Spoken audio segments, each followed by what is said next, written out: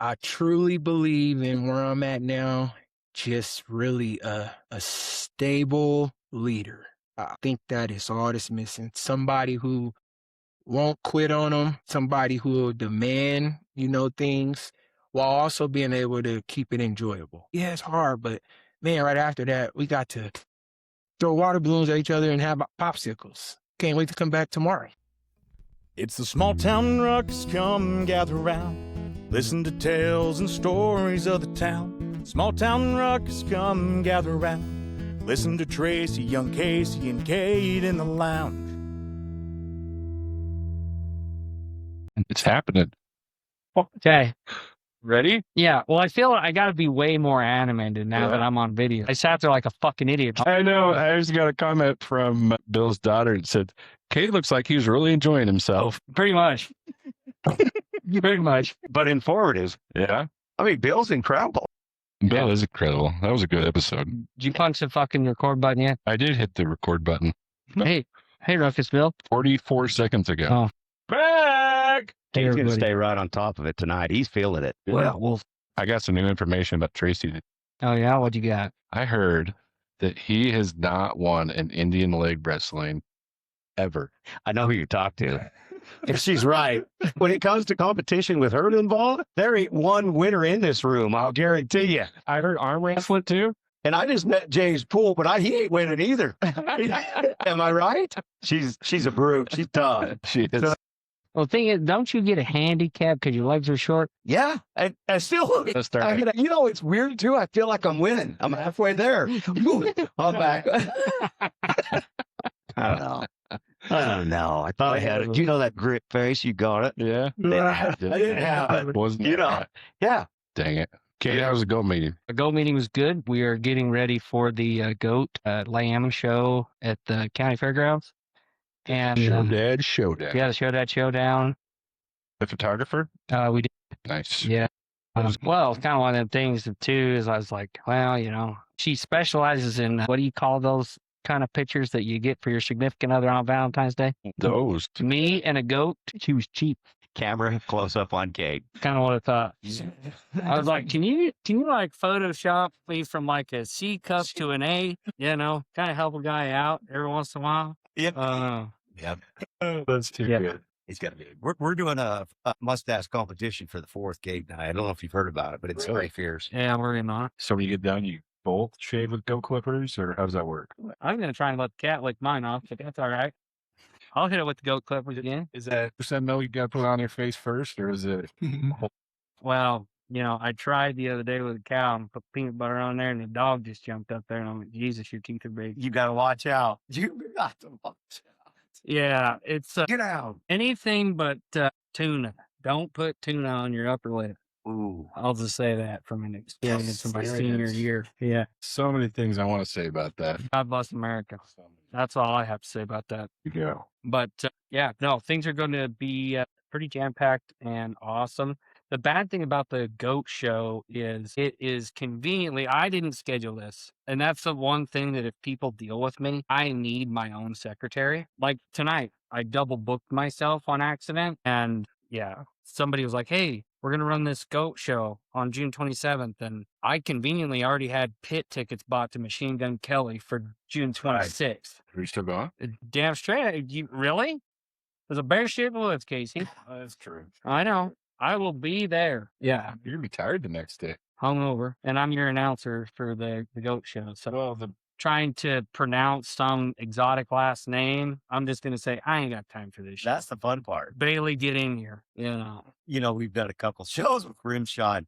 And I don't know if you guys know Brandon Tittenser, but he's a great announcer. He's a professional rimshot racer, but he gets in there and there was some guys from Salmon Arm. I can't remember where Salmon Arm even is, but he's like, I didn't know salmon even had arms. And the text messages that were coming in, and one young man was named Bowl of Rice, and he goes, we got a bowl of rice heading up the hill. No shit. So you can have fun. the thing is, though, Tracy, you're the guy that is the announcer. So, like, how do you handle when you read it and you're like, I don't even want to attempt it, but I have to? You pass it. You either do that. Well, we talked about the early check-in. Mm-hmm. You can ask them. Mm-hmm. But if you're anything like me, you forget by the time you get there, even if it's 5 minutes later. 100 How do you forget that? You got enough going on, Right. you forget. So if all else fails and they look at you weird, you just keep rolling. You didn't know anything. Right. You did everything right. And in I like it. 5 minutes after that, you forgot what you did wrong. So you just keep going. Ignorance is bliss. Ignorance is bliss. I love it. Yep. So, but it's tough. There's some names out there that are awfully tricky. Just like I told you, GRO with the 2 dots on top, MULUND, and you're like, it's Grönland, from Sweden, Yeah. like we talked about. So Speed. Yeah. Feed. Yeah. super cool. But yeah, you didn't remember from the start, so you didn't remember at the end. Chapter's yours, my friend. Well, kind of one of them things like when you're drunk, you think everything is perfect until the next morning. And then you're like, how did that happen? Yeah. Yeah. Too good. Well, I think we got to announce who we got here. Oh, absolutely. I'm excited about it. We're always excited about it. When episodes come on, we got great people here. How could you not be? Yeah. I got the pre-show intro. I think it needs to be in the Tracy Davis voice. Let's do it. Pre-show, you ready? Some guys play on Saturdays in front of 50,000 fans and walk away from it. Others take everything they learned under those lights and bring it home to a small town, a small program, and kids who need someone who gets it. Today's guest is one of those guys, James Poole, University of Utah alum and head football coach at Soda Springs High School, is here at the Small Town Ruckus. James Poole, welcome. No, sir. Good to be here. Good to be here. Yeah. Welcome to the lounge, man. Thank you. Why the hell Soda Springs, Idaho? Yeah. All right, man. That's probably the most question I've been asked. Been asked this. Yeah, no, man, for me, I'm just doing my research on Soda, kind of seeing where they were, what they've been through, kind of as far as football on the standpoint with wins and losses. Man, it just kind of motivated me. I'm a guy who loves a challenge. Pretty similar situation where I came from as well when I was at Canyon Ridge. Just kind of the dynamics of the school with numbers and trying to find a way to get wins. Man, I've seen a lot of that in Soda, but there was one thing that kind of took me over the top. Like, yeah, I can do this. It was the community buy-in. Man, I'm watching film on these guys during like the interview process. And games are out of hand, to say the least. I mean, it's 40 points, 50 points. All the fans are in the stands. For me, that was all I needed to see, just to get that buy-in and just that support no matter what. That motivated me because I'm like, I can come right in and we'll give them fans something to cheer for. And then let's start adding now. Let's run out of seats with fans now that we're taking this to another level. So definitely for me, it was just the community engagement behind the football team, whether the wins were there or not. So that was number one. God damn. Yeah. Did you rehearse that? That was spot on. I got goosebumps just there. Kind of like it's kind of like Denzel Washington in Remember the Titans. It's like son of a bitch. God, Wait. If I call you Strong Denzel, I'm sorry. that was a good one. All right. Son of a bitch. Fuck yeah, he did. Buy-in. I mean, my God. James, take us back to the beginning. Where'd you grow up and when did football grab you? Yeah. So, man, born and raised in Vegas, come from a pretty tough area out there. A lot of people don't know, man, I was even shot twice at 11 years old. Just pretty much a home invasion, my mother and I. So she was fighting them over the gun, shots went off. So I ended up getting hit twice. So, Wow. man, I'm blessed. But it started young, pretty much, again, with my mom. I started at age 4. I was on a 6-year-old team. So, man, from there, I mean, even playing older, I never once, with the older guys, I loved it from day one. So playing, eventually kind of caught up finally to my age. I was the same age, guys, where I wasn't the smallest on the field. But, man, I played the same position. It was always running back. So all the way, man, from 4 it started. And that is just, again, just something with my mom. What football means to me is what it means to her. So it has been football all my life, really ever since I can remember, followed by then eventually some basketball and track. So, but yeah, football started at age 4 for me. Dude, that is awesome. Yeah. So you guys said sports was always in the household? Well, yeah, definitely. That was the main thing, man. It's every night is something, whether basketball or football or track practice. and my mom was a hero. She's a trooper too, to say the least. She's the only parent sitting at every practice, especially football. It's raining out there. My mom's sitting on the sideline, the only parent in her chair, really to get me right. Man, I went through a game type film even at practice with my mom. So every time in the car home or, after practice, she's giving me a checklist. Hey, here's what I've seen. Try to work on this. Try to work on that. That is And awesome. this was a daily thing. So you can't leave it there, James. That's good talk. So when mom gets involved, what is you're talking about lessons, but what do those lessons feel like? What is the depth of the lessons that you're like, that's what I got to do? Yeah. So, man, it's just that really kind of hit home for me a little more too, knowing that it's my mom, Yeah. quote unquote. And just to see like her passion, her energy, the sacrifices she had to make. Just because sometimes, my mom would go to work at 4 a.m. So she'd Wow. drop us off at grandma's take us to school. My mom would make sure she did whatever it took to make sure she is there the second we start our warm-ups. She doesn't want to miss nothing. She's not leaving early. We'll stay late sometimes. So really, man, she was instilling just something in me, the hard work, the dedication, and really just teaching me, like, if you're going to do this, you put your all into it. She was a great example just from the outside to show these. When you got that support, it's like good people hang with good people, and that's why we hang out, right? Yes, sir. But when you have that source, there's something about it, that source of positive vibe and good feel.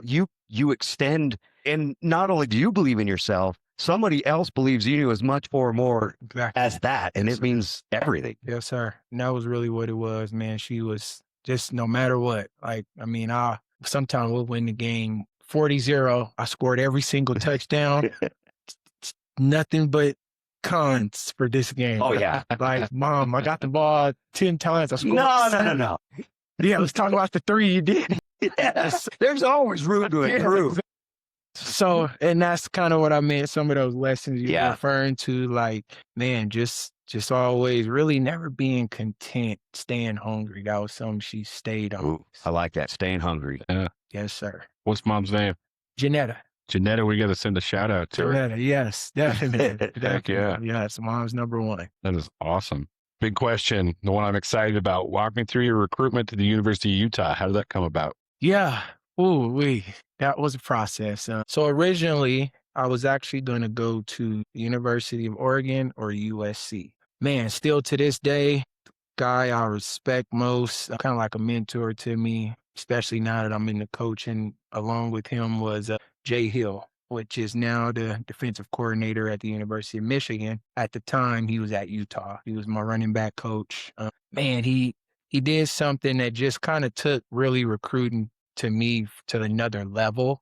My senior year in the game to go to the state championship, I had a lot of coaches there. I broke my foot. And that was essentially, kind of our whole team. I ended up getting Gatorade Player of the Year for the state of Nevada and all of those things. But man, I ended up getting hurt. And it was early on. It was like second drive of the game. I had a lot of coaches up by my mom. I knew they were coming. The second this happened, so I got hurt. I just look up and I kid you not, all of the coaches got up and left. Majority of these colleges took my scholarship away.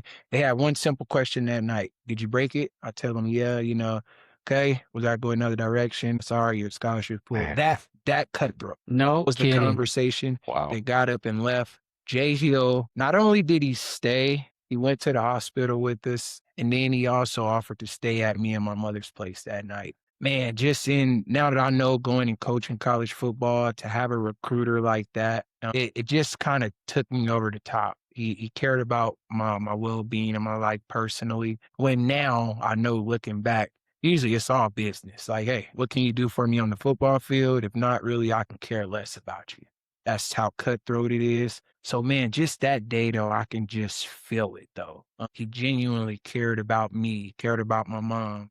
So just during that time, man, he got me to end up flipping because I was really sold on Oregon, which most kids I'm sure would be. So, but man, some of the things he talked me through and let me know and kind of just the harsh reality of what the real world is if I go to Oregon versus a Utah. So, man, he kind of did that. And like I told him, man, as long as you're there, I want to be a part of it. Just that night, it stuck with me. And it's just something that I know a lot of recruiters won't take the time to do. So, man, just again, Coach Hill doing that, it was really easy for me. It kind of made me shut down almost my recruitment. And everything was just kind of Utah at that point.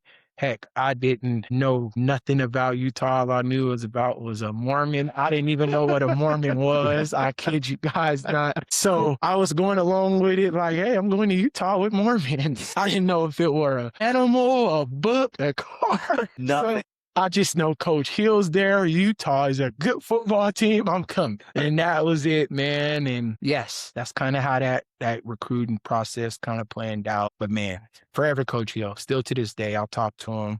He mentors me. He knows what I want to do with the coaching. So he's been a big help to me. Dude, that is awesome. First time you stepped into Rice Eccles Stadium as a player, what was that feeling like? Yeah, man, probably something you can't describe unless you're there. Man, I waited just all my life, like for that particular moment to get in one of them stadiums. And I'll never forget it either. My first play, I actually had to kick return my first college game, bounced right off my helmet. I'll never forget it, man, ever. I was so like caught up. I think I was looking literally at the fans instead of like trying to return the ball just because the noise, the feel of it. I mean, I was used, at high school, it's probably 2,000 people, 3,000 people. So, man, I'm just like, wow, this is crazy. Man. Next thing I know, the ball is bouncing off my face. So I'm looking, trying to scramble and get it. Luckily, I got a good return out of it. But awesome. Man, it is a surreal moment, especially for a kid like myself who, man, I dreamed of that. I thought I played that scenario over and over again without the ball bouncing on my head. But yeah, man, till you get in there, man, it is, wow. And each stadium kind of has its own thing, especially Rice Eccles. I mean, they're going to be loud. They know they're going to get their false starts from the defensive side of the ball. So just being in there, man, you can't hear the guy next to you. So it's just something I didn't think could be that loud, kind of looking at it, from afar. Man, once you're on that field, it is a different world. So you ever been to a Utah football game, Casey? You? I have not. Dude, it's nuts. So I have family that it is their religion. That's what it is to people. Like they tailgate. Everybody is 7 sheets to the wind. Yeah. And they're bootlegging mini bottles in their chest pocket for, And the bad part is it's always like, oh, go ask Uncle Gene. He's got an extra one by halftime. Dude. It's party on. Yeah. Yeah. I went to one and I couldn't hang. Yeah. My sister went. And she ended up puking in a popcorn bucket before he even returned a ball. I'm telling you. I believe it. But literally, it is a religion. It is. Is it everywhere, guys? I mean, I know the talk, and we go to Jazz games. All of us do. And even if the Jazz aren't playing well, it's electrifying in there. It's so. It seems like Utah is a state that just gets behind sports, no matter, and you hear that all over ESPN or Sports Center, they always say, and it seems like talking about it, even playing in the field, there's something electrifying about it. It's just that everybody gets behind it. And Utah is a state that, I mean, Pat McAfee said they do. Right. He did. I believe it. And it's those, man, I think really to your point, it's those fans. It really is. The sports, they buy into it and they love it. It's a religion to them, as you said. No matter what it is, all they just need to know, like, is this a competition? You keep scoring? Okay. We'll be there to win, and we're going to make sure the other team can't hear when they got the ball or whatever's going on. Yes, they and just to prove your point, man, I actually followed it when I first got to Utah. I love it. Yeah, a while ago, they ranked the state's football. So Utah, man, was low 40s, like high 30s. These guys now are low 20s in rankings. So you talking about jumping about 15 spots in 10 years. And a lot of this stuff is based off of how many Division I scholarships are signed each year. But just to watch Utah, I mean, this year they got the number 2 high school in the country going to go play one of the Utah teams. So just to see that, one of my alma maters where I went to in Bishop Gorman, they played a Utah school. They played Corner Canyon. Another Utah team's going to get a chance to play IMG. These are things I never would imagine Utah would be able to just even compete. Like from the other team, I'm thinking, why would I schedule you guys? But they'll get you ready. They'll prepare you for a season. You're disciplined, they're physical, they're tough. And man, they got a lot of guys. They have a lot of players just all over the ball, whether it's a quarterback, a receiver, a lineman. I mean, they just get dudes out at different spots. So Kate and I talk a lot about, announcing a show or, our nerves before we get to the event or, things like that. What does a player go through? James, and I get it. You're in the locker room. You guys are getting ready, but you can probably hear the fans in the stadium. Oh yeah. And you're about to enter the field and it's game on. Is it nerves or is it just, let's get out there and let's kick some ass. Let's get out there. Yep. Let's just have a good time. Yeah. So that's exactly what you said, man. I think it's both. A Yeah. little bit of just nerves naturally. Then it's kind of get so antsy, especially like leading up to the game. You know, wake Yeah. up, you do your team walk, then you got like meal, then you may watch film, then you may like stretch. So all that stuff leading up to it. Then it's like, once you finally get there, you still got 2.5 hours away. So all of that's kind of building up. And then, man, once you get there, I would think I kind of speak for, I would say a good vast majority of football players, the ones played a lot of football. Once you get some sort of contact, though, it goes away instantly. Like even myself, like I would kind of have not necessarily butterflies, but like, wait, let's just go. I'm just ready. Like, get me the ball, first one. As soon as I get like tackled, it's like no fans are there no more. It's like practice field. So that doesn't go away no matter what level. There's still that until that contact level, no matter the level. Even in my professional career, man, I am like just super antsy. Like, wow. As soon as you hit the ground, as soon as you get like a big block or anything, it's over. It feels suddenly like practice or in the backyard now. And it's amazing how fast it can happen. I mean, literally on contact or whatever. If you run the ball, you get tackled instantly now, kind of just you back locked in now. And it's really, you can tune out everything else and just focus on the game. So it makes sense. Yeah. And we can dial in on that, kid. We're like, okay, I feel better about what we do because at whatever level you go into that position, Kate, you know, that nerves, the butterflies. I still get butterflies every show. Yep. Until I hit that microphone and it takes a minute. We're like, exactly. I got this. Well, I just think he painted the picture perfect. He did. Yeah. Exactly. Yeah. 100%. You talked about your first start, right? What's the best game or moment you remember from your time in Salt Lake? Man, definitely 13, my sophomore year when we beat Stanford. Oh, wow. Stanford at the time, we're usually ranked. This is kind of the time we were trying to turn the corner, though, early on. So we weren't ranked yet. Stanford was number 5 in the country, and we upset them. It was Utah's first time beating a top 5 team at home. And the Stanford team was loaded. I think they had 2 first-rounders, like 3 or 4 second-rounders. And they had Mick Montgomery, a good receiver that went first round. But man, just that's probably I still call that probably the best day of my life. Just the moment. I played really well. I think I had like 300 all-purpose. I had a lot of receiving yards, even though I was a running back. A lot of rushing yards. And most important thing to me, man, we got the win. Now it's just every moment, though, of the game, you know, just every play felt so like it was the last play of the game. I mean, it's like early second quarter, but it was a 4th and like 1. I mean, literally, man, it just felt like this is the final play of the game, and it was only in the first half. Just because of going back and forth, and then, I mean, you're going to beat a team like that, you got to almost play perfect. So just to go back and forth with those guys, and man, to end up coming out with the W, man, that was a special moment. So definitely probably my favorite at my time at Utah. Dude. Is this a professional podcast at this? Dude. I mean, we're professionals as we can get, but goodness, man. Yeah. This is right where we want it to be, the excitement, and I hope I'm not jumping ahead of this. I got a question, as you come into the coaching side of things here in the small town, like we talked, and you see some Yep. games, you just never know where you're going to get in the middle of it. You don't know what players you're really ready to play with. You talk about the interviews, but what I think is interesting, and I'm excited for that answer from you, James, is how do you take all that grit that you have, the perseverance? I mean, that's not natural. I mean, that's a natural feel you have to build within yourself, I should say. Yep. It's not something that you can just tell somebody to do. Yes, sir. They have to believe that winning cycle is within reach. Now you're going to take that and apply. I mean, I'm sure there's game plans, and I get there's plays that are going to transition that, but where does your intensity, which is it's hit me incredibly strong, I got you. and roll that right into what you're I'm going to say up against, but what you're about to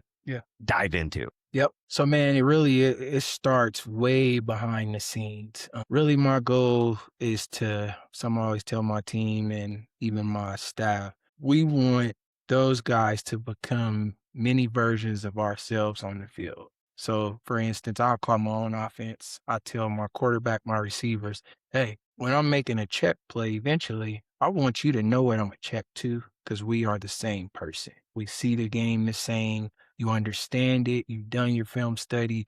You know where we're trying to attack. You're essentially me. I can give you the call sheet. Just do what they're telling you to do. That's our offense. We go and we take what the defense gives us, and that's kind of how we run our system. So, man, that stuff starts, though. It's really behind the scenes. It's every day, just coaching it. I'm always on my boys. Hey, do your chores at home. Make sure you're helping mom and dad. Make sure you're getting good grades. Make sure you're disciplined. Make sure you're taking care of school. I'm always reminding them. I say it every day. Don't have nothing to do with football or X and O. I tell them every day. Hey, eventually, one day you may have a daughter, or you may be the head of your household. Have a plan. Football, understand. I'll tell them, hey, all y'all stand up. Okay. Now only 2 of y'all sit down, and you got 30 guys standing, only 1 or 2 sitting there. That's how many is going to go get to play football after this. So what is your plan after this? You got to have one. Think of it now. So I try to tell them the harsh reality and just the truth. I'm always trying to just put my players in a better position. That's all. So when I'm doing these things, man, it starts with honesty. Heck, just a little bit ago at practice now, we had to have a tough conversation. Just letting them know, like, hey, we can't afford a lot of bad days where we're at. You got Rari, that's going to be one of the top teams in the state coming in here week 1. They don't care about what you've been through. It's that simple. Their game plan is going to be the same. Do what we do and make sure you come out with a victory. Same for us. I won't care who Rari is. I'm going to expect us to go out there and play ball with them. So, man, I think a lot of it is just kind of staying on them, being honest. And again, it's one of those things that never goes away. I mean, I see these guys in the hallways. I'm telling them, hey, go to class. Make sure your grades are good. Text mom and dad you love them. I'm always on it. I'm always on it. And my goal is eventually, and it's starting to go somewhere, you guys start joking around with each other. Hey, Peterson, make sure you go to class. I won. That's all I want. I don't care if it's a joke. I got you saying what I'm saying. So eventually those jokes, man, there's a lot of truth told in the joke. That's how I look at it. And I know it's starting to go because my players are, starting to pass along the messages. Some of the coaching points are being taught. Constantly telling guys, got like a little speech, you don't have to do anything special to be special. I'm listening to them talk. Dude, stop trying to be special. You don't have to do that. Just come with us. I'm listening to them. In their own conversation, nothing to do with us. That's the kind of things I want. It's small wins for me, small victories, and I'll take them. Well, I think the important thing that he's pointing out is he's establishing a culture. Yeah. Sir. Yeah.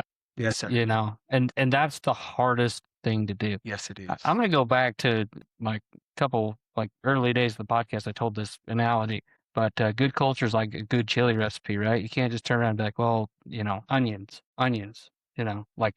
it's something that whole recipe is a bunch of little things that magically go together, right? And you can put a bunch of shit in a pot, but it's got to simmer for a while and do its thing before it's actually like good chili. Flavor. Yes, Right. It's funny, Kate, you said that because as James was talking, I was thinking right in the middle of that. This is no kidding. I thought Kate calls it a recipe. 100%. I did. And you just said that. I'm like, man, we're all on the same page of that.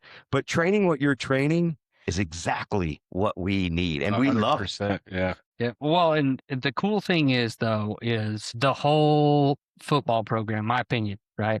Yeah, we want to go to state. We want success, right? But at the end of the day, like you say, coach, there's got to be life after football, and you're giving them a base of like, here are some foundation things that you can use the rest of your life. I think it's badass. Yeah. Culture. 100%. Are you getting a lot of buy-in? I am, man. They actually, I told the boys, they surprised me. I kind of, so I'm realistic, especially kind of got a small dose of getting into what I'm getting into. Cause man, it's not gonna lie, I've been fortunate enough, even when I first started coaching at Sugar Salem, one of the best in the state, it's a part of 3 state championships consecutively. Just always been a winner. So going to Canyon Ridge, that was tough for me personally. But I found a way, man. My second year, we broke the school record, most wins. We went to playoffs, and we've been done twice in the school history. So those are kind of some of my even selling points to these guys. Like, hey, they did it. Why can't you? So, and every day I tell them, like, I got numbers and I'm very realistic. That's what Canyon Ridge taught me about football. Be realistic. So I'll come in like, hey, here's how many players I'm expecting today. Guys got other things. Guys, oh man, it's this going on this week. It's this going on this week. Can you dedicate it and get up to this practice at 6:30 a.m.? So I'll come in with a list. Man, just about every day they have more people show up than I had on my list of anticipation. That's awesome. So I told them, I physically showed them just one of those lessons again, trying to show them like, hey, here's what I thought. So you're already proving people wrong, starting with your head coach, Why can't we do the bad people now? I'm for you guys, Now let's go prove everybody else wrong who's against us anyway. And those are kind of like the lessons. And man, these kids, dude, I wouldn't just say it. They work. It's kind of the biggest difference that I've seen, just because, again, the situations were just eerie similar to where I was at Canyon to here. So I kind of used that to navigate me because I've seen, how it should go. And how we turned the corner that next year, and they were, I think, 0 and like 30 or 0 and 40, hadn't won in 4 years. We magically come in and go 7-4, make playoffs. So kind of tried to use some of those things, but man, these kids they love it. I keep, I stay hard on them, and every day they just come back for more. And I think like, ooh, that might have ran them off today. Early the next morning, we ready to go, coach. So I love it. I love it. Awesome. Was there a specific moment that you said, I want to do this for the kids in your coaching career? Yeah, there was. I would say, so I told my old head coach where I started at Sugar Salem, which we're actually going up there. I'm very tight with them, and I just know what they bring. You want to get physical, go practice with Sugar Salem. So that's where we're going to actually go up there. But no, that moment came for me. I actually told my head coach back then, I was kind of OC with him back in Sugar, like, man, if we win today, coach, we win 3 state championships in a row, I think I'm ready. I think I know what I want to do the rest of my life. And I told him that, and sure enough, like he's supposed to, he told me, well, I'll start helping you look, because if we're going to win, you mean you're going to get a head coaching job. So sure enough, man, it was just that moment. Just watching each year, the development, the growth, not only from the players, but just from myself, growing through them teaching me different things. Because each kid kind of, they're their own kid. So you might have to say something different to fire up this next kid than you do this next one. The next kid, you might not say nothing, you just got to look at him. He's ready to go. So just so many different learning things, man, and it made me a better person. Even my work ethic, like I kind of stay on myself. I work out 4 days a week. I tell myself, though, man, you got them here. They committed to it. You can't miss them. It's that simple, know? So just little things like that in my players, and just building myself up and learning about myself through my players. I think you may have already answered this. What do you think Soda Springs High School football needed when you arrived? I truly believe in where I'm at now, just really a stable leader. I think that is all that's missing. Somebody who won't quit on them, somebody who will demand, things, while also being able to keep it enjoyable. Basically, like, yeah, it's hard, but man, right after that, we got to throw water balloons at each other and have popsicles. Can't wait to come back tomorrow for the hard work and then hopefully maybe popsicles, so Yeah. just really seeing that. I definitely think though for them and just watching, because the talent, it wasn't really a lack of talent. It wasn't like a lack of size or nothing like that. I think it's just really, you just got to have a leader who can set the foundation, and that's what it's going to be. We're not changing it. This is how we're going to do things. So for me, when I come in, I mean, I have team rules. I have things we do. I expect of the players. I meet with the parents. I let them know all of this up front. Hey, here's what you can expect. It's going to be demanding and fun. Long story short, and that's everything. Here's what goes into demanding and fun. Man, I just give them a layout of that and tell them how. I like my players to also know why. I'm really big on the why. I tell them why we do things. I don't have to, but I want them to know. So a lot of that goes on because I want these guys, again, when they leave me, they understand the why. Now, hey, teach the why to your little brother or your little cousin or somebody like that. So I think really, man, it was just a foundational leader and one who won't kind of give up on them.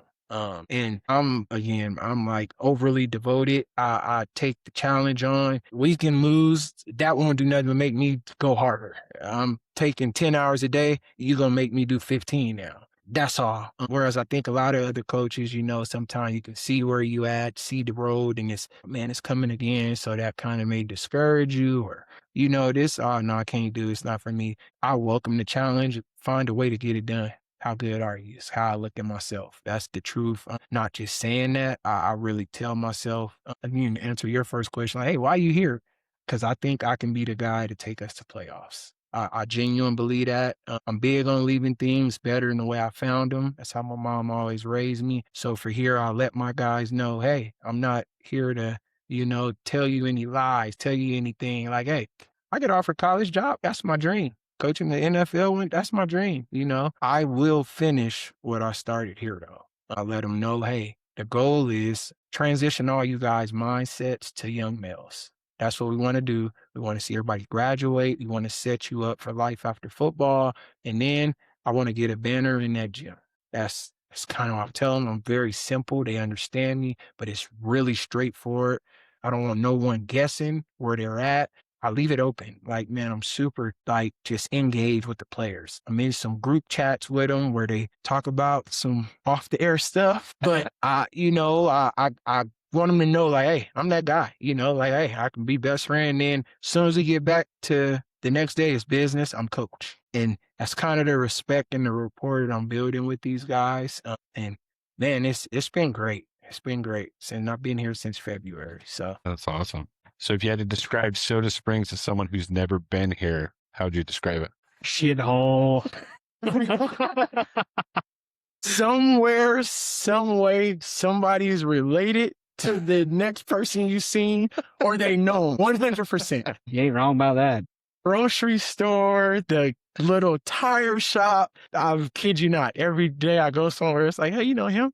Yeah, that's my nephew. No shit. So then I'm talking to another lady just at the store randomly. She knows like all of my kids, and two of them were related to her. So I go back and tell them, sure enough, they know who she was. They even know the lady at her other register. You see Janice behind her? That's the lady that works next to her. There's no way it's this. But no, man, I love it though, man. It's a small community. It's really engaging. I think it's good people here too, just naturally though. Just, it's really good-hearted people and the support, man. Like I don't even know how to get my phone number, but some doctors, some dentists, even the car people, like, hey, good luck, man. We can't wait till the season. We'll love to come out and cook for you guys and just watch a practice. Just wanting to be involved. I love that just about the community. Just really welcoming. Dude, So- I'm ready to go right now. 100%. I'm like, shit, can we buy like season tickets right now? Like, what is the cost of a box seat? Can the Ruckus get a box? We know. No, let's do it, man. I hope we have to get to that. Yeah. Maybe the Ruckus could do a post-game report. Oh, yeah, there you There go. you go. Right. There you Hey. go. I just got a heated trailer. Yeah, we do. Too easy. There you go. Oh, yeah, that'd be big out here. You just have to be ready to answer like some very blunt questioning for me, like who fucked up, coach? Hey, that's very fast. The level I want to go to, that's probably how to go to ask me. Yeah. At that moment, win or lose. If it's lose, we accept that comment Yeah. or question, and there's always room for improvement if we win. You're right. There you go. It's like I watch UFC post interviews with Dana White all the time because I think they're pretty comedic every once in a while. And you get some reporter that'll ask a, it's a common sense question. I'm not going to call it stupid. And Dana White will just be like, "You fucking serious?" How many times you heard Dan say, "You shitting me"? Yeah. Exactly. So yeah, I want to be that guy for you, coach. Yeah, let's do it. Let's do it, man. Small coaching comes with unique challenges, limited resources, small rosters, multi-sport athletes. How do you work with what you got? Yeah, really, really just that, man. You kind of start to build that foundation, which is where we are right now. Every single point you just said is about where I am now with a lot of, summer baseball. Tomorrow I got some of my guys, I got a basketball tournament. And it's really balancing them and not balancing a lot of kids to, it's different. We got a lot of kids. Like, okay, we still have a lot of guys at practice, even though some are gone. But all of my guys are essentially leaving because they're going to do that. Man, it's just really being myself. I'm the ultimate team player. That's kind of what I preach. A lot of our stuff say that. It won't say my last name. It won't say Soda. It won't say the player's last name. It's going to say team. A lot of our things that we say and have on our, whether it's a shirt or a bag or our logo, when we break or whatever, we're saying team. So I'm always about the team and where we're at with the players and the depth and the roster and the size and everything like that. You got to just share your pieces, and it's about knowing what you're doing and make it count. Every day, and the way I construct my practice, it's a lot like when I was at Utah. We essentially follow the same script. So it's advanced. And a lot of high school teams are 3-hour days, and we go from a weight room to film to practice. We'll do that, and then we recover at the end of the week like high-level athletes. So it's kind of how we run it. But yeah, no, man, it's about just doing that and then trusting the foundation that I built. Well, that's enough to, keep getting you through. Make sure you're getting whatever it is. Hey, today, every day we got a plan. Here's what we need to do. We attack it. And then myself, I'm the hardest critique of that. Go back when I'm watching film. Hey, we got to be this better tomorrow, especially right now in the summer, because exactly what you said. I know sometimes I may not have these two tomorrow, who's my main two guys today. It's tough. So yes, it is. Ooh. So really just making sure, and I'm big, man. Again, it's my mom. She taught me to treat the janitor like the president. So my lowest guy, I'm treating him like my best guy. He gets the same amount of coaching. Sometimes I may pay attention to him more than my best guy, just to be honest. Obviously, everybody gets their due diligence at my time. But what I'm getting at is, though, man, I don't leave no stone unturned. I don't do anything. My staff, I'm on them. Hey, I go around sometime. I'll script the practice to make sure I can go around and watch my staff. Like, hey, we go in our coaches meeting. Listen, we guys are breaking it down like this. Here's probably a more simplistic way to get this message across and make these guys understand the technique. And I'm kind of doing that to make sure it starts with us, and then that's matriculating down to everyone else. So things are just easier. So I want it to be as smooth sailing as possible. That way, when those guys are in and out, there's really not a lot of drop off. We can still do what we need to do. When you come back, the expectation. Can't say it for all the sports, but what you're going to be expected of you when you're at football. Here's what I want. Here's how we're going to do it. That's it, and that's what we got to do. We've been really working on, I call it winning efforts versus losing efforts. The guys will know. Sometimes I'll ask them, what kind of effort was that? Losing. Thank you. So when got to talk about it, easy. Then we'll commend them on little things. Again, I'm always trying to reward those little details. Man, showing up, being there, clean up the locker room, making sure we got whatever was asked of you, get it done. We don't say it more than once. Great job. That's how winning starts. I mean, it's that simple. You got to be able to do those little things, right? And I'll tell them a bunch of little stuff eventually, guys. This is going to be a really big thing because all of those little things you kept doing right, kept doing it. Just keep adding those little things to the box. Eventually, it's going to fill up. It's that simple. So Do you know I got an award when I played football in 7th grade? what's the award? Biggest head. I had to go to the high school to get a helmet to fit my head. Really? That's my award. Yeah. Out of high school, I'm in 7th grade. Hell yeah. Damn Sandra straight. Batterton was proud. I'm sure she was. I'm proud.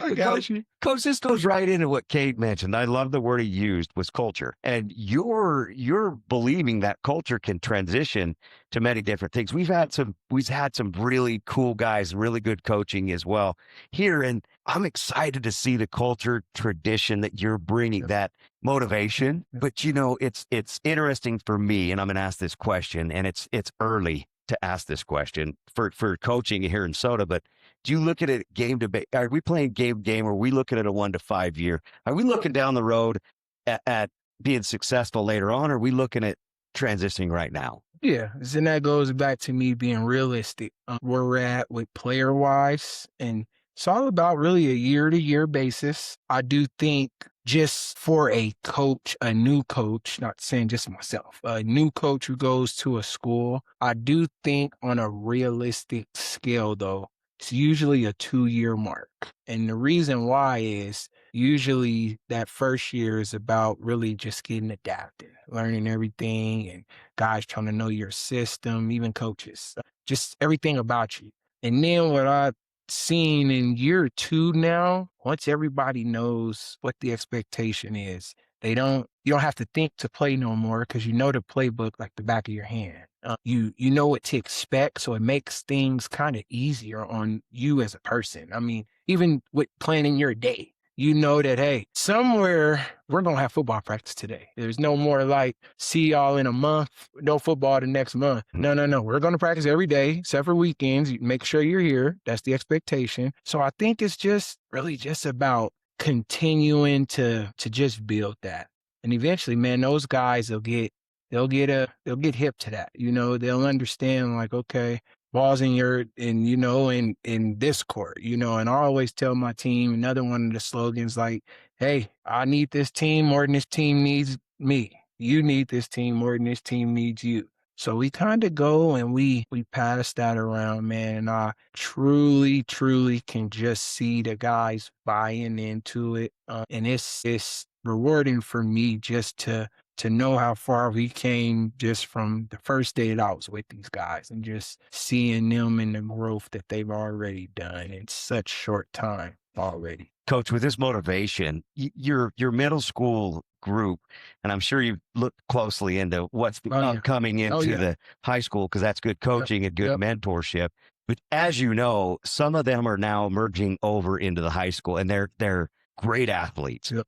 There's still a lot of good athletes in, of course, the freshman, sophomore, junior, and senior right now. So you have some holdovers that are coming back to the team, but you have some youngsters now that have been prepared to make this step. Yep. And you got another year of that I personally know of, that these youngsters have been trained very hard in the middle school level and coming over to the high school. So there's something that's really interesting to look at for the future as well. Yes, sir. So that's exactly what you said. You got to be in those feeder schools. And I'm personally doing that. I work at the middle school myself. I'm there half the time. And a lot of that was, I told me like, hey, you going to high school? We can try to make it work. And you know what? I'll make it work. I can do my recruiting. Why not with me? I'll make it work. I was the relays coach on the track team, which they had almost 100 kids out. I had a record. My relay broke 4x1, 4x2, which 3 of those guys are football players. So a lot of that there, exactly what you said. It's just about trying to go and retain. And Cliff does an amazing job with running the middle school program, not just the football, but he's already implementing a weights program in the middle school, which is my favorite part. He even has a class. So some of them live, but then he has, they laugh. I call it the series class because their weights look like what I'm doing in my high school with middle schoolers. There's girls in there. Some of those girls are track. Some of those girls are volleyball. But these are the ones who like, hey, I'm serious about my game. How do I take it to the next level? So they are in there 5 days a week, which should be PE. They're doing a tough workout that Cliff designs and that he runs great, strength and numbers wise. And I'm already worked with them. They will go in the plan for our younger divisions. They'll run exactly what we run. It's kind of the new thing we're going to implement. Essentially, they'll take over our offense. They're going to run that. They'll run our defense. That way, when these guys do get up to us, this is a smooth transition. The mind's already knowing it. You know formations, you know the way we do things. So I'm actually I've been spending time and gonna keep meeting with those guys. Eventually, they'll have my whole playbook at the middle school. Run it how they run it. The main thing is we just want them knowing it. So that way when they come up, that's what the good teams do.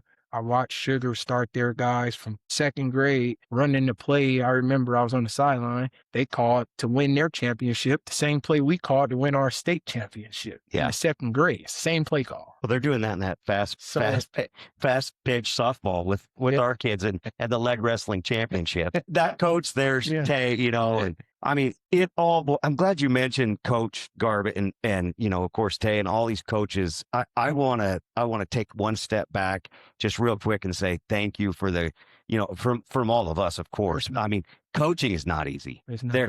And I can't say I would know because I did it years ago, but not at the levels this is all becoming. It's legit, it's dialed, and thank you to all the coaches putting in the effort because that is the mentorship. That is where the movement is made. Start from the beginning, the culture, bring it in, the onions, the chili, whatever it is. Here it is. Let's do this. Yeah, we were talking about Soda Springs culture. We got to bring something back. Tracy probably remembers this. Do you remember Cardinal Buddies? A little bit, yeah. So Rob Hoosevelt. Yeah. You remember Rob Hoosevelt? I do. He actually coaches over in Teton. They had a little program. It's called Cardinal Buddies and something along the lines of that. But they went out to like the third grade or the fourth grade, and you got a player, I think, and that was your Cardinal buddy, and you got to meet him, during the games. Yep. Love that type of stuff. That was an era too. Those players were Hinojosa. Very physical. Monty Hinojosa. The coaching was very intense. Jim, we had him on the Jim Young. We had him on the show. That was that intensity of football, and again, you talk, coach, with lesser players or, trying to put it all in school. But I love that. When you're a Cardinal buddy and you're coming up into the action of it, you're like, I want to be that guy. Yeah. They're superstars to them youngsters. Yeah, no, that's big. I love that idea, actually. We do something similar. We kind of do like a little talent show for them, and we'll start all the way down from the grade school. I'm actually working with them now to coordinate that stuff. But we'll bring in and we let them kind of even live the day of like a high schooler, quote unquote, and really just try to welcome them. We invite the parents. And again, we're just trying to keep really that gap bridge between us. That way these guys stay in it, trying to keep trusting it, keep getting better. Now when these guys get up to here, we probably got a lot more numbers too. They're stronger and you're just better with more. So that's kind of what we're trying to get into now. And I've even started all the way down from just more than Tiger. I went down to Thurgood. So we'll be running a camp for those guys as well as Tiger. So that's awesome. Yeah. What's this year's team look like? What are you building toward? Yeah. So we are, man, I definitely think skill wise, I think we are there, especially in just with the conference that we play in. There won't be a lot of offenses that look like ours, so I think that's some benefit to it, just because it's kind of a different dimension on what a lot of our teams are going to see week to week. They're used to kind of the wing T style or tight, heavy run game. I am the complete opposite. We will air it out. We'll still run the ball, but in various formations. I mean, there's a lot of different looks that we disguise using motion, a lot of check plays. It's an advanced system. So all we're doing is a lot of our time we'll line up and check it and call it at the line. And again, that's high level football, but a lot of that comes with, that's why I have my group watch film every single day, which is new for some of our players. Not a lot of film last year. Even myself trying to go back, I've been having to watch the games on the website because they didn't have any just from the year past on where to find the film. So I went and I've been having to watch on through the high school, just national website. So really, man, just trying to get a benefit for those guys and just keeping, one leg up on whatever it is that we're looking to do. So So there's one of those plays I got to know is the name of it called the annexation of Puerto Rico. no, but do I need to add that in? We've talked about it on the show. Little Giants. Yeah. It sure is. Oh, how did I miss it? Wow. I didn't even got that last time when you mentioned. The annexation of Rico. Right when you said that, I was like, light bulb moment, but I couldn't remember the either. That sure it is. Yep, going in the score. Yep. And we've already kind of hit this, but where do you see Silver Springs football in 5 years? Yeah. Man, 5 years. I think we'll be a different team. I think numbers wise, I think by then we would have kind of changed the trajectory of where Who Soda is per se. Because by then I expected us to have made a couple just playoff type runs by then. And then I know myself, and to be honest, 5 years. There's a really good young class, kind of back to what you were saying in that middle school. That seventh grade group is really talented. They got a lot of depth. So that'll be right around where they're at. They're at the peak of their high school career. So, man, it's just, I think it's only better moving forward. And then I kind of trust myself as a coach and just my presence being there. I'm always pounding the hallways. I'm always recruiting. I'm relentless in the approach. I take anybody. I tell even the girls, come out. I don't just get out here. If I can get them out, I feel like I keep. So I'm big on that. My players even, hey, tell your best friend who never played. Tell the guy who's in your class sit by himself. Come on, we want him.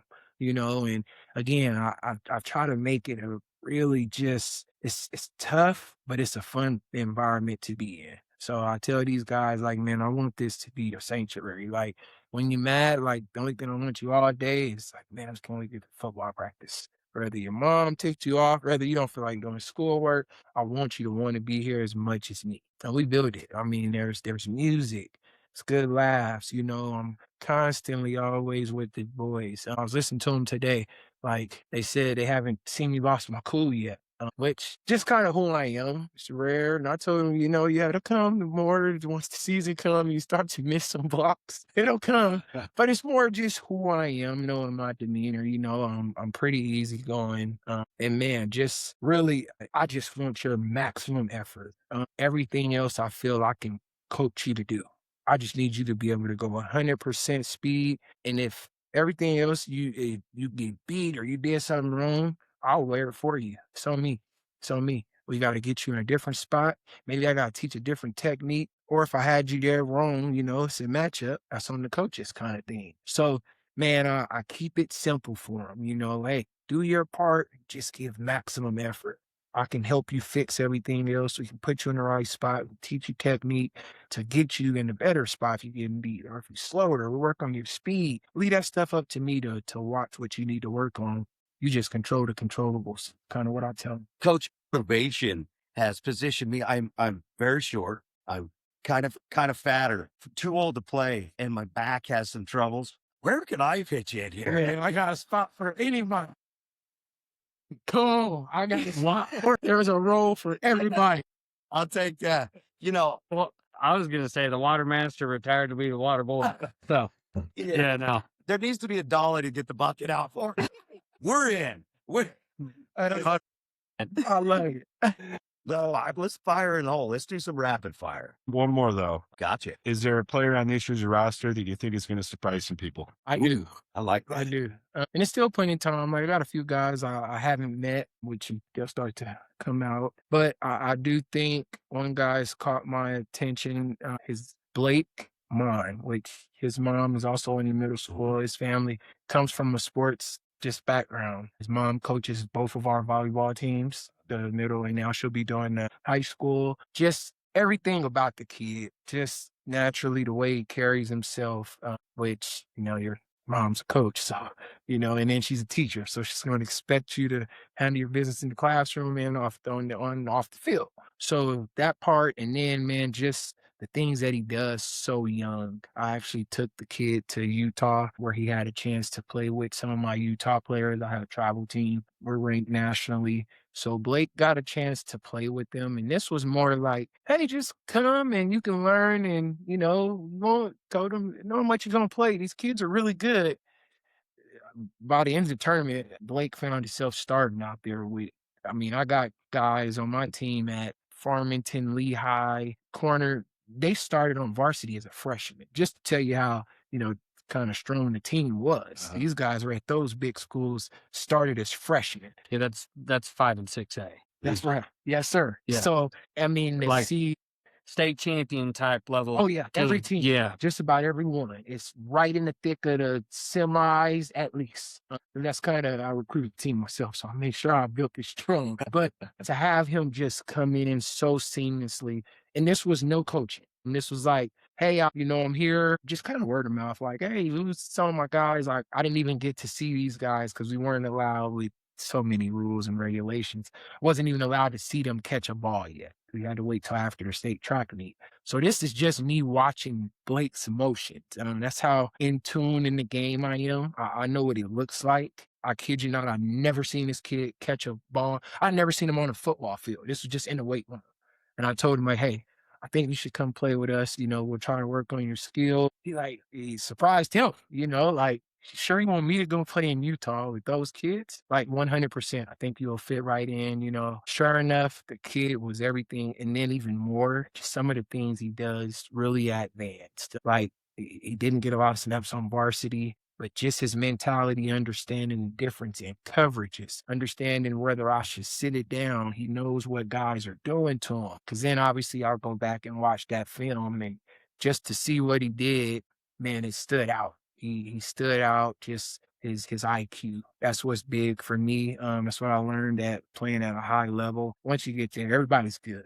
So it's something that'll separate you. And what I learned is, and also Tom Brady, he said it's film. That's the truth. So we are really big on the film, and just really, you're only so good, but you're not that good if I know what you're doing. And that's kind of why I teach my guys on the film stuff. And man, Blake, so that is a name that you guys should watch out for. A young kid, but man, just the kind of kid that I would want to represent Soda too, just in the way he carries himself. So football definitely, but he handles his business, classroom, everything's yes sir, no sir, yes ma'am, no ma'am. He cleans up, kind of remind me of myself a little bit. Not much of a talker. He sits back, just what we need to do, coach. Okay, I'm done. What's next? Just and handles his business. I love it. So yes, sir. Blake Nine. Dude, that's awesome. Rapid fire. Bring it on. Well, actually, before rapid fire, there's one more question. Jesus, there's one more question. More question. I mean, my More God. question. Hey, I got you. Football in Utah is a religion. What was your first Holy War game? How was that experience? It was great. I never lost to BYU, so I'm gonna start by saying that. God bless you. Yes. Now, Yeah. hold on though. Do you have the opportunity to play both at Lavelle and Rice Echo? No, so I only played at Lavelle. Okay. Which was I had a pretty good game too, so that made it a little better for me personally. We beat them. What did we get them that year? I think we beat them. It was like 25-9 or something. Oh, yeah. It was a slow, ugly game, but I almost had one of the longest yards in the runs in the history of the rival. Really? Yep. So I had a 70-yard run against them. So but man, I will be honest as much as I cannot. I do like BYU a little more now. It's hard to say, but the coaching staff, those are all my coaches. So I root for them. Aaron Roderick, which is the OC, Kalani Sitake, head coach. He was our DC at Utah. Even a lot of their skill positions at BYU were at Utah with me. A lot of their D-line coaches, the linebackers. So, I don't mind. Kalani was a great coach. He truly is a player coach, which is what I like to call myself. I can honestly say, man, playing everywhere. Michigan, which is the biggest college stadium in football. We played at Oregon, the Arizona schools, USC. I understand it is a rivalry, but Lavelle Edwards was the loudest I've ever been in my college career. Not even close. And it's so crazy because we played I played in a stadium of 104,000. I played in like 80,000, and then LaVelle only had 52. It was 2 times louder than both of those Wow. stadiums. I would not just say that. They are by far, like, the most rowdiest crowd. Not it's a rivalry, so you cheer a little harder, but it still was like a 30,000 to 50,000 fan gap. They were way louder than all of those other colleges, man. So I must say the Utah schools, and that goes kind of to your point again, just Utah It is. with sports, they don't mess around. They want to win and compete. That's why I love it for them with even starting to go to some of these pro teams and now getting the hockey. It's only a matter of time. And I truly think just what they provide with sports, they take it serious. So we talked before the show a little bit before these guys got here. Biggest Ute fan in Southeast Idaho would probably be Dr. Nathan Richardson. He had a few questions he kind of wanted to ask. What do you think about the new coaching? One more question, Tracy. Few more ch-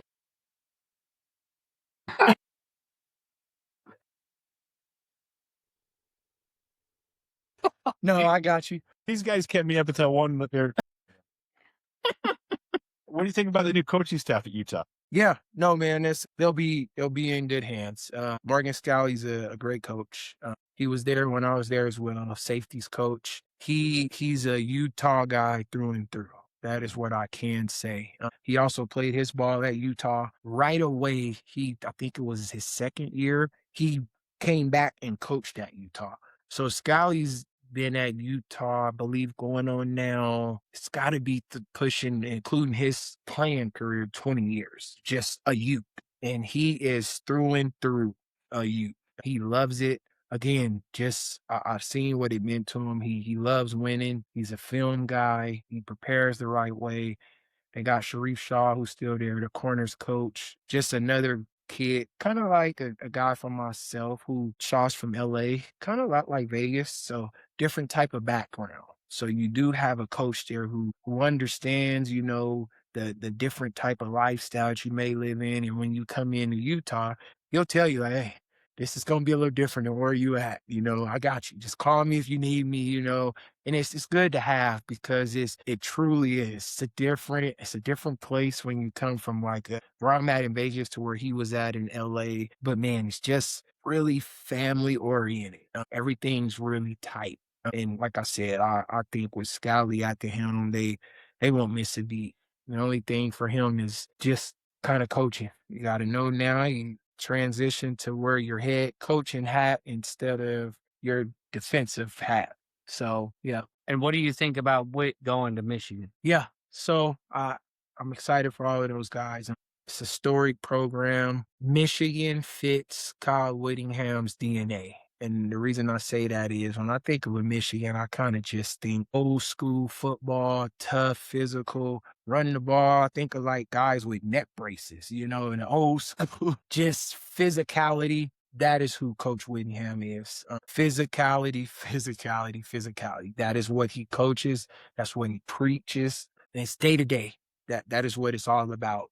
And his staff that he surrounded himself with is he did what he's supposed to. It's guys he's familiar with. I already let you guys know how I feel about his DC, Jay Hill. So I personally feel he's got one of the best DCs in the country. He brought over Beck with him, who was, what are they, second in offense and kind of different styles and using tight ends, which is that style of what they'll get because I think of the kids and the size up there where they're at. So, man, he's Lewis Powell, which I'm with a lot. His son actually is in 707, so I'm with him a lot. I talk to him a lot.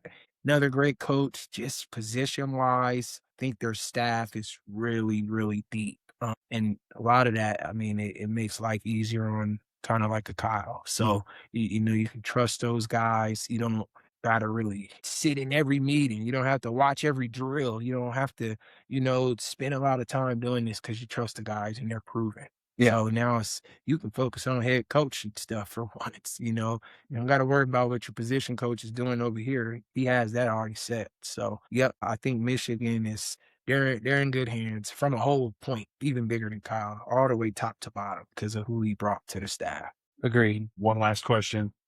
No, we Well, Dr. Richardson wanted to ask, what do you think about the Brandon Sorsby situation at Texas Tech? Man, to be honest, I think with the kid how they handle him playing or not is it is what it is, but I think they gotta get that worked out, and then the reason I think you have to is it's just with all of these just outlets and media things and all of these DraftKings and game things going on now, it's tough to fault these players. Now, if a guy got a problem, whatever, whether drinking, gambling, whatever the problem is, that's the problem. But I think it's tough on these guys. It's unfair because you show them all day. It's on every outlet. It's on the bottom of the games. Hey, this team needs to win by 2. You can go over under this. Hey, this player needs to score this points and you will win this bet. It's kind of hard because you put it in front of them and then you say, hey, but don't take it though. Don't do it. And you show them up, hey, come make some money over here with us. We'll pay you to do this, do that. And then you ask them, okay, but you can't do it though. So I think they just got to get it some sort of control on how they're doing it. Like, whether you let a guy, you don't let him gamble or you not. I think it has to be really that simple because now they're trying to go to where like, oh yeah, you can do this. You just got to make sure they're not betting on your own self, or hey, you can do this, just don't have no part in this over here. And I think that's where it gets messy. And a lot of that stuff's going to start to come down, kind of like NIL. I think eventually you're going to have to put some pretty solidified rules on this stuff. Otherwise, I just think it's going to keep spiraling. Did it piss you off that the NIL stuff came Yes, right after you left? literally the next year. I'm glad you asked that. So I can just say, yeah, to feel good. Yes, it did. It was the next year, literally. So yeah, that was different. That one hurt me a little bit. I could imagine. Yeah, that one hurt a little bit, man. Because my cousin he committed to Texas Tech, but I'm like, my mom actually, here again, my mom, the football, she said, look at your cousin's contract. Just read. I said, he going to Texas Tech or the NFL? And I'm just like, wait, what? Things have changed. I mean, now it's like, hey, you do this, here's what you're going to get paid. Here's what this is. Hey, you do this. I'm like, it almost even look like incentives on there. Like, this is professional almost. And then just some of the money that these guys are getting. Like, I was messing around, me and my mom. I mean, my mom saying they offer them more money than he can count to. And that's what it's coming down to, though. Oh, yeah. A lot of these players, like Travis Hunter, I kid you guys not. So they did a thing. Travis Hunter had the 4th biggest house of any cornerback in the NFL. Just size. Coming in, he hadn't played one snap of the NFL yet. No shit. Not one snap. His house was the 4th biggest corner of any corner in the league. And I think they had him like the 9th biggest home of any NFL player. This was before he played one snap with the Jaguars. I mean, just to show you how much it's like changed for him. Yeah. So, and I mean, man, for me, I just know where my head was at 18. That is dangerous, that kind of money. So they got to make sure they're getting these guys the right resources and all of that got to come with it. Because, man, I can't imagine myself them just handing me 6 figures at the age of 18, And well, if you Travis Hunter, you're gonna get 3 or 4 million at that age. Some of the average players sign anywhere from $70,000 to $900,000, which is just insane, man. It is deserved, though. I will say that. I seen firsthand what these guys go through behind the scenes. Yeah. So it is deserved. I'll be the first one to say they should have got paid, and they should be. I just think eventually, though, you gotta kind of cap off how you do it, because then you have guys, I'll go to this school. As soon as I see my name not first on the depth chart, I'm gonna just transfer here.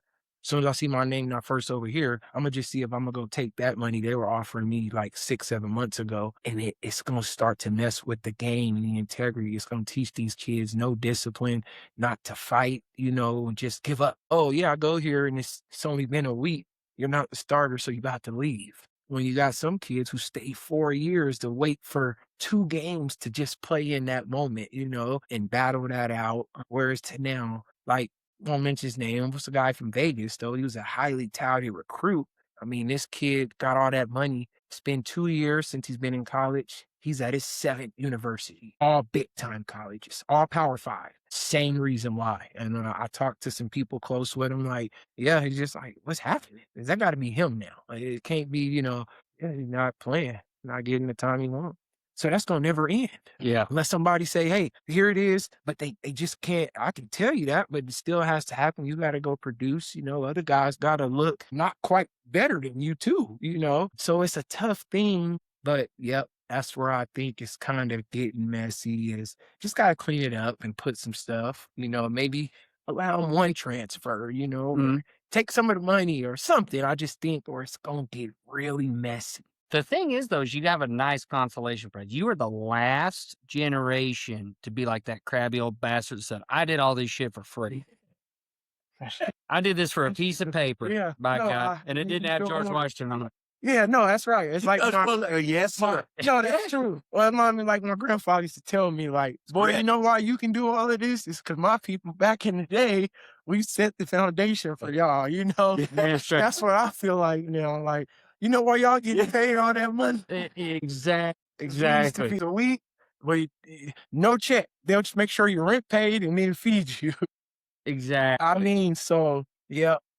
We got to get Coach Poole with all his ideas, get him in one of those games or bring some of that back. We all ruckus at one of those games and Coach is like, you kidding me? I can run that. Let's just see make it again. Shoot. Oh, too good. All right, guys, it's time for rapid fire. What is time now? One more question. I'm just kidding. Best meal in Soda Springs. Best meal? Yeah. Man, dang, y'all gonna laugh at me and be mad. I'm laughing because it took you a minute to think. Well, I kind of stick to what I know. Which is what? Maverick burrito.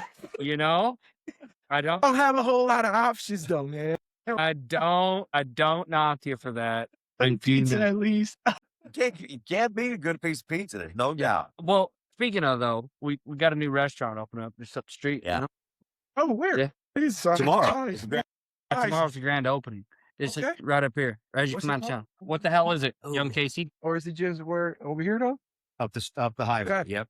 Good. Give me another. And you know what I dig about that is they've beautified it. It looks great. Yeah. Nice. They've been busting their ass. I love curb appeal. Looks great. Wild Pine Capping. Yeah. There you go. Okay. Good family, good friends.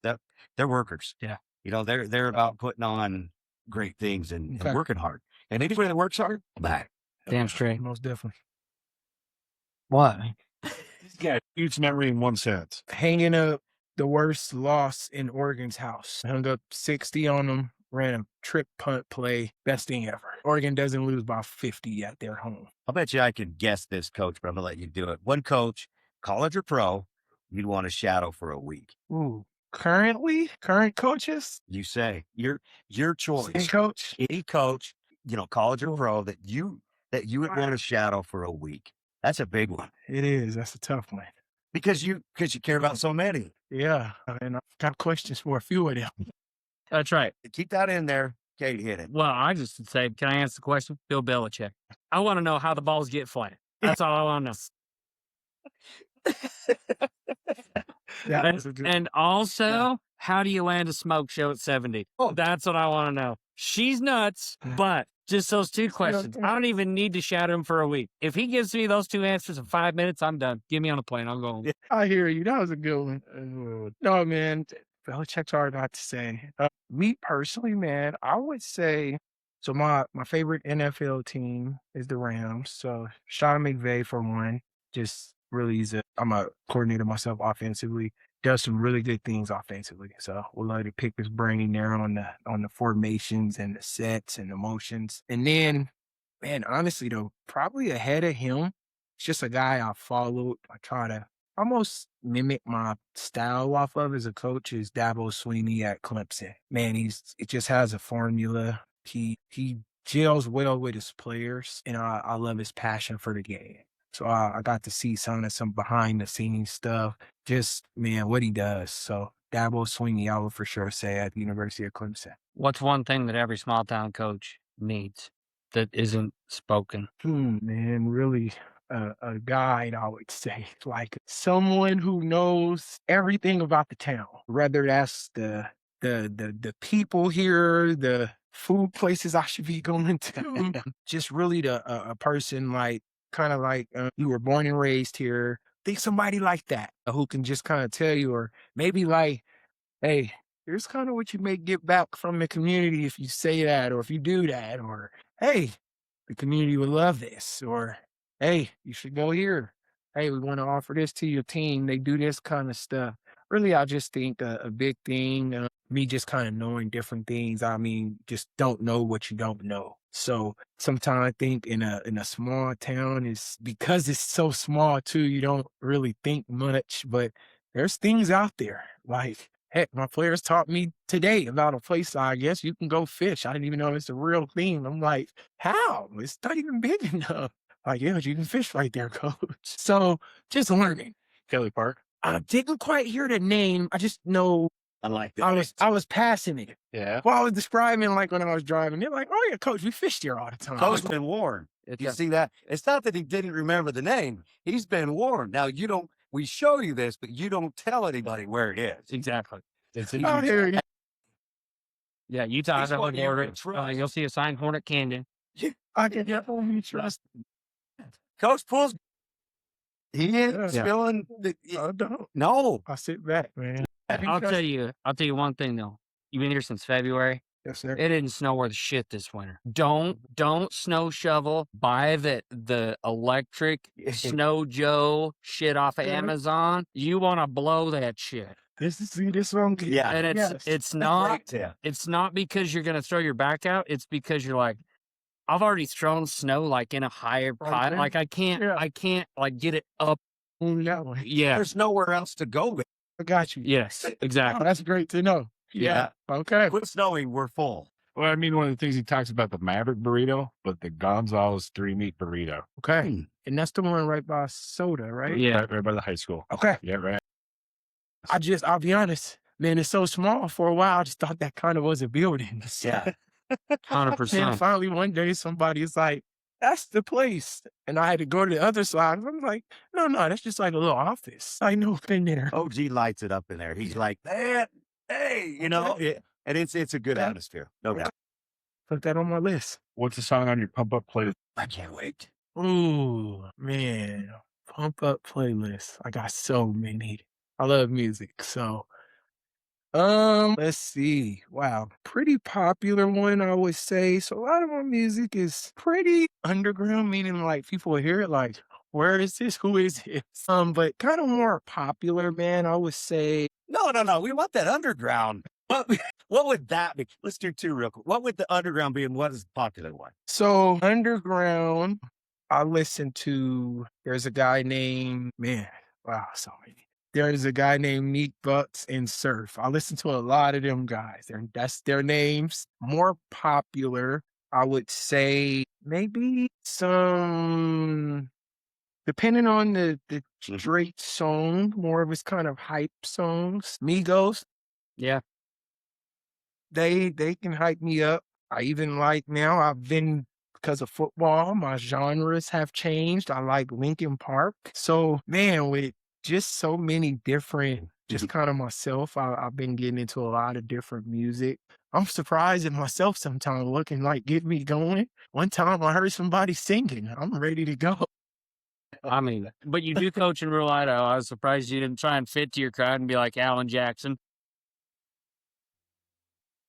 Now, here's the thing. I got to be honest. Some of them I will know, and I've been doing a little. So my players will do like certain days. Guys get to play music, So, man, I've been kind of learning a new really song just about every other day. So I love it though. And again, I'm just like a music person.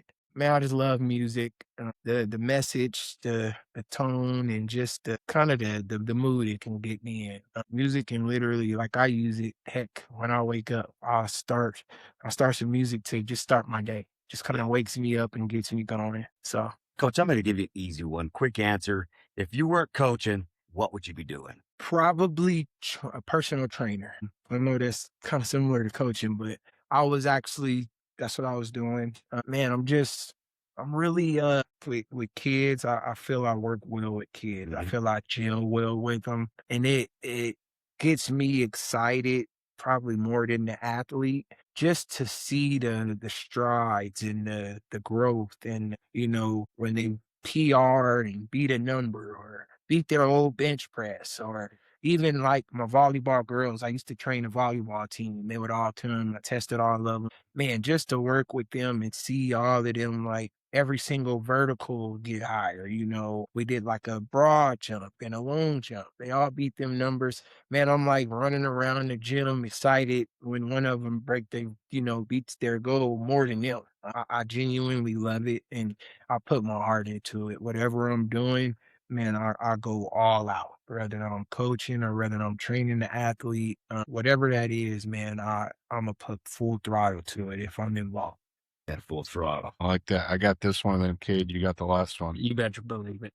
Advice to a young player right now who's dreaming big. Listen to your coaches currently. So if you are a fifth grader and you got a fifth grade coach, listen to 'em. Keep really I think that's the key. Your coaches really, there ain't a lot of coaches who don't have your best interests at heart. And usually the ones, if they didn't, they were in it for the wrong kind of reason, and it'll catch up to them and they won't be a coach. That's how I look at it. So really, man, to that young player, just the older people, your teachers, your coaches, your parents, they're telling you right. There are a lot of times you think we know the answer or the best way. You haven't lived long enough. It's that simple. So I think that's what I would give advice to like a younger player.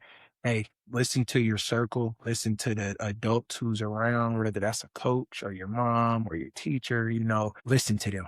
Whatever they're telling you, do that, the best you can. It'll set you up. So yeah. Okay, ready for this one? I will judge you. Nice. I gotta be ready for this. How do you like your steak cooked? Ooh. Oh, well done, guy. Okay. He knew it was coming. Look at we get that. Yeah, I'm well done. I'm well done. To be honest, I've never had it another way though, ever. So if y'all can give me don't worry, I'll baptize you. please. I was about to say, if you can give me another one, I will try it. I've already transitioned me, coach. I was well done, medium well. They're like, nope. You got to go down to a medium or medium rare. I haven't gone that far yet. Yeah. But medium well. I'm like, goodness, with a ketchup on top of it. No. That was a joke, man. But I'm a ketchup guy. Oh, little sprinkle, a little on the side. I'm No, not. no. Is it don't you get medium well? Yeah. Or No. no medium. No, don't you worry. Don't you worry. You just enjoy the ride, coach. It's gonna blow your mind. Okay. Done. I got his number. We'll pass that on. And Yes, please. Please, man. I need to expand my horizon. Oh, yeah, don't you worry. Tracy, you got the sign off. Get it. James Poole, Utah U, Soda Springs coach. Thanks for bringing the records today. If you got kids in Southeast Idaho, they're in good hands. Folks, that's our show. Hit subscribe, leave a review, and we'll see you next time on the Small Town Ruckers.